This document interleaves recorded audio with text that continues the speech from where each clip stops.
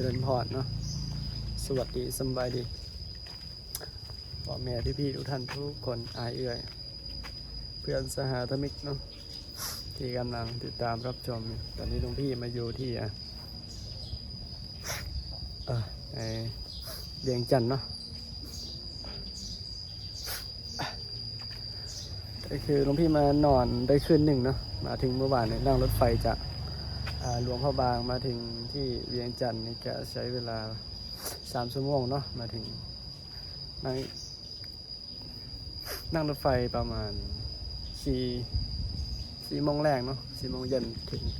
ถึงพอดีทุ่ม 1เนาะ3 ชั่วโมงก็ได้มาพักที่เวียงจันทน์แล้วเนาะขออภัยพี่รู้สึกว่าเป็นหวัดมาอยู่ที่หลวงพ่อบางมันฝนตกแต่ว่ามาที่เวียงจันทน์แดดพัดร้อนก็เลยปรับสภาพอากาศบ่ได้เที่ยวเนาะก็คือมันร้อนนะมันร้อนถ้าอยู่หลวงพ่อบางนี่มันจะแดดแต่สักมันจะแดดเลยกันมีฝนตกน้ำอันนี้คืออุโบสถสไตล์เวียงจันทน์ประมาณนี้นะจะแตกต่างจากหลวงพ่อบางอย่างชิ้นเชิงนะอย่างมันต่างกันเลย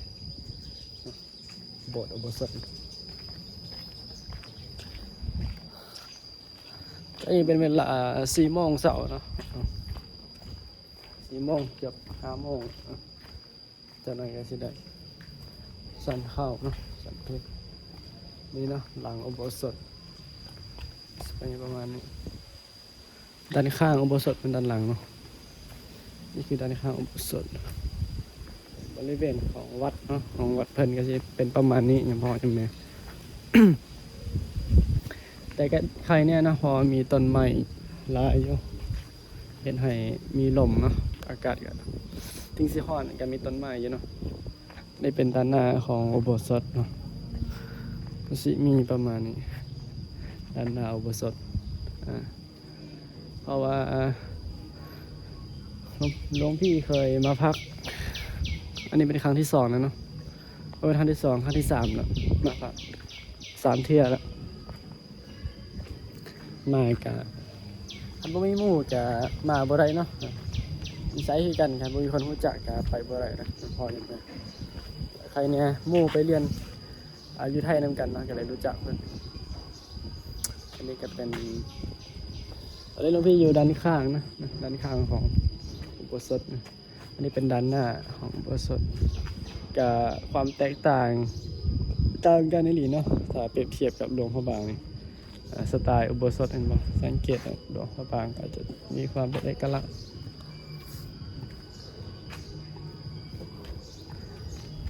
หลวงพี่เบิ่งตัวจริงก่อนนะบางทีก็สิกลับอยู่จะ2-3 วันเนาะบางทีก็สิกลับเดือนหน้าก็คือประมาณวันที่5ที่6นี่แหละของมิถุนายนเพราะว่ากับบ่ได้ฟ้าวปานใดเนาะบ่ได้ฟ้าวปานใดว่าเปิดเทอมกว่าสิประถมนิเทศเนาะประถมนิเทศวันที่ประมาณวันที่12แต่ว่าเรียนแท้ๆไอ้ดีก็ประมาณประมาณกลางเดือนพุ่นน่ะ20กว่าเดือนนี้ดีบางทีจะคือบ่ได้ฟ้าวเนาะจะซ้ำกับชมเบิ่งบรรยากาศหรือว่าเบิ่งเวียงจันทน์เนาะ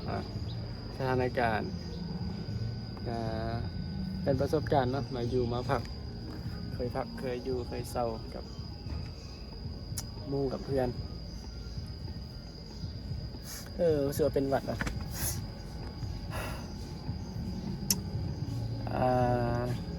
ที่จริงตามแต่ตอนแรกนะคิดว่าจะอยู่บ้านจนว่าฮอดจนว่าถึงมิถุนายนแต่ว่าไปเบิ่งแล้วสภาพการเป็นอยู่นะยังพอยังแม่มันค่อนข้างคือหลวงพี่ได้เคยได้เว้าหลายคลิปอยู่ว่าคันอยู่จะใจมันอยากอยู่แต่ว่า ความเป็นจริงก็คือมันลำบากการคือเอาง่ายๆคือเวลาหลวงพี่นี่จะอาบน้ำหรือทรงน้ำก็ต้องมันบ่มีน้ำง่ายๆอยู่บ้านหลวงพี่นี่เพราะว่าเขาจะไปอาบอันแม่น้ำคลองเนาะมันไกลจากหมู่บ้านนะมันไกลจากบ้านหลวงพี่พอหลวงพี่พักอยู่บ้านเนาะบ่ได้พักอยู่วัดเพราะอยู่วัดนี่ก็มีวัดอยู่แต่ว่ามันบ่มีพระอะไรก็นึ่งมาบ่มีพระอยู่ใดเพราะว่ามันลำบากน้ำเนาะคันอยู่บ้านคันนอนอยู่วัดก็สิได้ไปอาบน้ำอยู่เฮือนหรือว่าอาบน้ำอยู่แม่น้ำโขงคือเก่านะมันลำบากนะสำหรับหลวงพี่นะว่ามันค่อนข้างก็เลยกลับมาในเมืองเนาะหลังจากมาในเมืองก็หลวงพี่จะอยู่วัดป่าเนาะแล้วก็มาพักในเมืองก่อนก่อนสิไปอยู่วัดป่าก่อนหน้านี้เนาะก็ไปพักกับเพื่อนหลวงพี่อุตตโรนะแกก็ว่าแกจะที่ว่าหลวงพี่อุตตโรนะแกก็ว่าแกจะไปเดินธุดงค์ต่อเนาะประมาณวันที่วันที่3 มิถุนายนจะไปเดินที่เกาะสมุยหลวงเพื่อนที่อยู่วัดป่าที่หลวงพี่ถ่ายเมื่อวานเนี่ยที่ถ่ายลงรีวิววัดป่าอะไรกับเพื่อนนั่นนะสรุปก็คือหลวงพี่มาอยู่เวียงแล้วตอนนี้นะหลังจากอยู่หลวงพ่อบางประมาณครึ่งเดือนประมาณเกือบเดือนเลยแล้วก็เมื่อนี้ก็28เนาะ28เกือบเดือนแล้วอยู่ลาวอีก 4-5 วันเนาะจะมาเดือนแล้ว วันที่นี่ก็คือโยมแม่เนาะเพิ่นโยมแม่ขอนแก่นเพิ่นถามว่าเอาล่ะสิมามื้อใดมอมลูกเพิ่นจะถามอยู่เนาะแล้วก็เพิ่นคอมเมนต์อยู่โยมแม่ฟังไทยเพิ่นแหละแล้วพี่ก็ตอบว่าเบิ่งก่อนเนาะบางทีก็เพราะว่าตอนนี้มาถึงที่เวียงจันทน์แล้วถ้าจะข้ามไปเลยจะข้ามได้เนาะข้ามได้ข้ามมื้ออื่นก็ได้หรือว่าข้ามตอนเย็นนี้ก็ได้แต่หลวงพี่มาพักกับเพื่อนเนาะมาพักกับเพื่อนกันเลยมาเบิ่งมาตามความเป็นจริงว่าอีก 2-3 มื้อเนาะสิอยู่อีก 2-3 มื้อเบิ่งว่าเพิ่นจะพาไปไสนะพาไปธุระพาไปเบิ่งบ่ทันบ่นี้นะเพราะว่าหลวงพี่แกบ่เคยอยู่ที่เวียงจันทน์เนาะหลังจากเรียนจบที่ม.7 หรือว่าม.6 เนาะที่ลาวมีม.7 นะจบม.7 ที่หลวงพ่อบางหลวงพี่จะมาถึงมาเวียงจันทน์จะมาครั้งแรกมาด้วยการไปไทยเนาะหมายถึงแบบบ่เคยอยู่เวียงจันทน์แล้วก็บ่เคยพักเวียงจันทน์จ้าเถื่อนะแล้วก็มาพักคืนแรกเพราะว่าต้องพักเพราะว่านั่งรถไฟจากหลวงพ่อบางมาพักที่เวียงจันทน์คืนนึงมาที่เมืองหลวงของประเทศลาวเมืองที่มาครั้งแรกก็มาตอน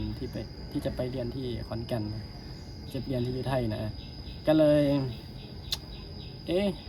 มาครั้งแรกมันก็มืดเนาะอย่างพอแม่รายการอันนั้นคือครั้งแรกที่หลวงพี่มาไทยนะมาถึงตอนทุ่ม 1-2 ทุ่มเลยก็พั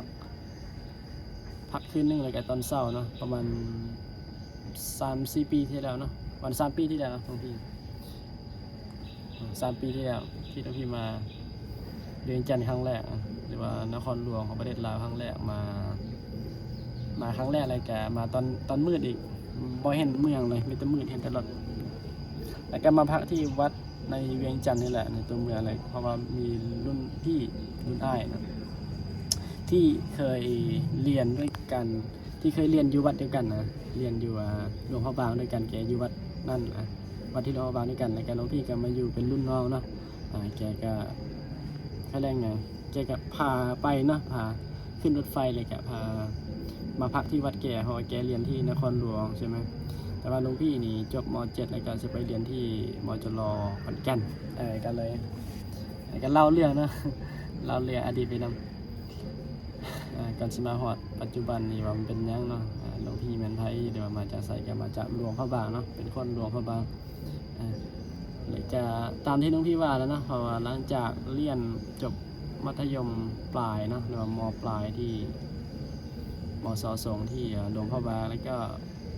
มีโอกาสมีคนแนะนำไปเรียนต่อที่ขอนแก่นหรือว่ามหาจุฬาเนาะเรียนตอนนี้ก็เรียนได้3 ปีแล้วไปครั้งแรกจะไปน้องพี่เคยทำคลิปเล่าอยู่เคยเล่าอยู่แต่ว่าบ่ค่อยละเอียดปานใดก็เราไปเรามาจังซี่แหละเราแบบทักทายได้อะไรแก อาจจะเว้ากลับไปกลับมาเนาะก็น้องพี่เคยเล่าอยู่แล้วเรื่องนี้ที่น้องพี่เป็นจังไดเป็นหยังคือได้มาเรียนอยู่เมืองไทยเลยก็สาเหตุมันผู้ใดมีคนแนะนำบ่น้องพี่เคยเล่าอยู่โยมก็สามารถเข้าไปเบิ่งได้เนาะในช่อง YouTube ที่น้องพี่เคยเล่าส่วนน้องพี่ไปอยู่ขอนแก่นน้องพี่ก็สิเล่าเนาะชีวิตตามความเป็นจริงแหละเราว่ามันเป็นอย่างไรไปอยู่ขอนแก่นในเมืองใหญ่เมืองการศึกษาอันดับ1ของประเทศไทยนะเพิ่นว่าเรื่องการแพทย์เพราะว่าจะเป็นนักเรียนที่แบบอย่างไรมันพัฒนาแบบขอนแก่นนี่ผมน้องพี่ว่าเป็นเมืองที่เคยว่าอย่างเปรียบเทียบอย่างไรมันหล่อจากกรุงเทพเนาะเราเรื่องการพัฒนาเศรษฐกิจการศึกษา education หรือว่าเกี่ยวกับเคลื่อนว่าอย่างพัฒนานะเกี่ยวกับการศึกษาแต่ว่าเรื่องพัฒนามันพัฒนาแล้วเนาะอย่างว่าเนี่ยมันพัฒนาแบบสะดวกนะทุกอย่างมีหมดนะมีครบนะขอนแก่นนะว่าจะเป็นโรงเรียนอะไรอย่างมีครบทุกอย่างเนาะคือซ้ำกับกรุงเทพเรื่องแบบตอบโจทย์เกี่ยวกับการใช้ชีวิตนะมันอาจจะบางคนจะหมักแบบว่าไงมันแบบรถก็ติดกับคล้ายๆคือกรุงเทพเลยรถลายขอนแก่นนะก็หลายคนก็เว้าแต่ว่านะว่าขอนแก่นนี่เป็นเมืองแห่งการศึกษาเนาะตามที่คนขอนแก่นเป็นบ่อยสู่ฟังเนาะอย่างพออย่างแม่บางพี่ก็เบิ่งตามความเป็นจริงก็แม่นอีหลีนะเพราะว่าคนลาวก็ไปเรียนอยู่ขอนแก่นหลายโดยเฉพาะเรียนหมอเรียนแพทย์นะเรียนเกี่ยวกับเรียนหมอนะที่ลาวกันว่าเรียนการแพทย์นะเรียนจบแล้วก็มาเฮ็ดเวียกมาเป็นหัวหน้ามาเป็นด็อกเตอร์ก็ว่ากันไปเขาไปเรียนอยู่มข.เนาะอย่างพ่อแม่เรียนมข.ขอนแก่นนะมหาจุฬาแม่นมหาลัยขอนแก่นขออภัยแล้วก็ส่วนพระสงฆ์ส่วนหลายก็สิไปเรียนอยู่มจรเนาะหรือว่ามหาจุฬาส่วนหลายนะพระสงฆ์ส่วนโยมก็มกรุงเทพก็มีได้อย่างพ่อแม่คนลาวไปเรียนมีได้น้องพี่เห็นมันจะมีสมร่มหมอกรุงเทพของที่ว่าเป็นคนลาวนะที่เขาไปเรียนอยู่มกรุงเทพสรุปก็คือคนลาวเนี่ยจะไปเรียนอยู่ไทยหลายเนาะเรียนอยู่ไทยหลายพระสงฆ์ก็ไปเรียนหลายอันดับ1ก็คือพระสงฆ์เลยคารวะญาติโยมก็ไปเรียนกันบางคนก็ไปเรียนนำพระสงฆ์ก็มีหลายเนาะส่วนมันจะเป็นเล่าเยอะเนาะชีวิตการใช้ชีวิตอยู่เมืองไทยนี่มันเป็นอย่างไรคนลาวคนโดยที่ไปไทยกับไปครั้งแรกนะบางที ไปเพราะว่าไปเรียนนะไปบึงกาฬเนี่ยไปครั้งแรกนะไปประเทศไทยไปทิ้งน้องค่ายเลยก็นั่งไปบึงกาฬเลยไปพักบึงกาฬคืนหนึ่งตื่นเช้าเลยก็เดินทางไปขอนแก่นเพราะว่าตอนนั้น2566เนาะหรือว่า2023 3 ปีที่แล้วน้องพี่ไปบึงกาฬเนาะในจะมีครูบาอาจารย์ทางบึงกาฬเป็นมีความเมตตาหลายเนาะความเมตตาช่วยเหลือโดยที่บ่ได้วังผลอีหยังโดยที่บ่ได้วังอีหยังนะมีแต่แบบมีความเมตตามีแต่อยากช่วยเหลืออยากแนะนำสิ่งที่ดีนะให้เราไปเรียนมื้อหน้าน้องพี่ก็สิเฮ็ดคลิปเราอีกทีนึงเนาะถ้ามีคนอยากรู้เลยว่าโยมพ่อโยมแม่เนาะอยากรู้ว่ารายละเอียดน้องพี่ก็สิเตรียมแล้วก็สิเว้าเนาะสิเฮ็ดคลิปเว้าถ้ามีโยมพ่อโยมแม่ถามเนาะมื้อนี้ก็เล่าเรื่องเนี่ยรีวิววัดแล้วก็เล่าเรื่องอันนี้เป็นน้องพี่พักอยู่นี่นะกุฏิหลังนี้กุฏิสิประมาณอากาศเย็นทีเดียวมีต้นมะม่วง